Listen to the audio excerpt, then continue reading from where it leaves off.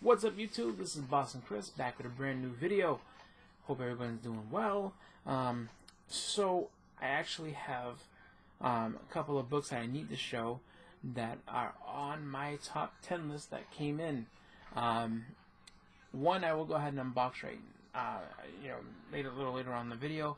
The other one I went ahead and I had to go ahead and unbox that earlier just because of the packaging that it was sent in.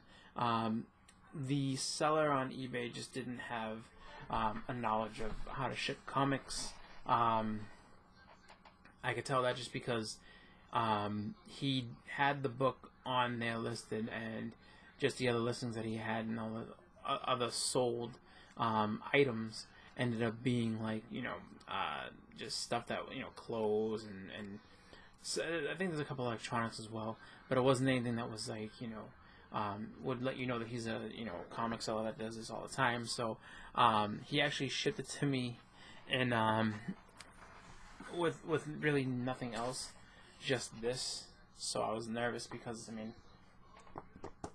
flimsy, little cardboard envelope and nothing to stabilize. So I was like, uh-oh. So I wanted to make sure that the book was intact, which it was. It was, definitely one that I'm going to, I guess, for now use as a placeholder. I got it for a really, really good deal because the guy doesn't normally sell comics, and because it was not, I would say this is probably lower, like very, very lower mid-grade to just straight out low grade, probably. But, I would have to say probably at best is probably a 4.0. But I have no problem with that. I'm not into, if I can get a book that's, really good condition, absolutely, anytime, all the time. But, as GPAP and many, many others in the community have said, low grade is better than no grade, and when it comes to, the books in the top 10, sometimes it's better just to kind of get something just to put in your collection and then wait and see what you can get later on.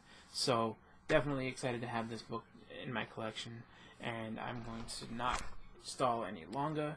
So finally I can say that I have actually completed this character's I guess first appearance, which is none other than Miss Marvel issue number 18. Yes, I have finally completed the 4-issue introduction of Mystique.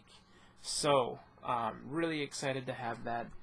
Really happy to have it in my list.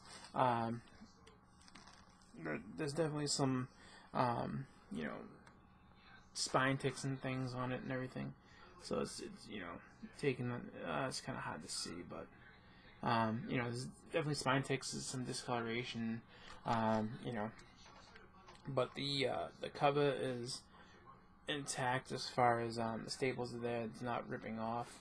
A little bit of spine roll as well, so it's kind of just has a little bit of everything as far as defects are concerned, but not bad. Happy to have it in my collection. Definitely one that I know can be tough to come across. As far as pricing goes, I've swung and missed on that book so many times, and I've almost had some pretty decent copies as well. Like I think the one that I missed out on most recently before getting this one was a 7.5, and I was like, but happy to have it. So later on, maybe hopefully the hype will die down with Mystique. I think Captain Marvel hype has kind of gone ahead and rejuvenated the hype into just that run in general. So for myself, I just kind of try to pick up the book as best I can, but I finally have it, so I'm happy with that. And next, let me get my eraser, because we have another one here, so I'm going to go ahead and actually unbox this one, just because I'm confident, because it's shipped in a comic mailer, that I don't have to be worried about it being, or having arrived damaged, or, anything else that was terrible. As soon as I saw that other, that cardboard envelope that this was in, that the Mystique first appearance was in, I was immediately, concerned and just like, no, because I've seen a ton of horror stories on both YouTube, Facebook, and Instagram of how, you know, mailmen will sometimes treat these books or just treat the envelopes because they don't know any better. They just kind of just, and I mean, there was nothing on it to say not to bend it or anything like that. So who knows what happened to it on its way over? But overall, not too bad. So here we go. This here. Ooh. All right. So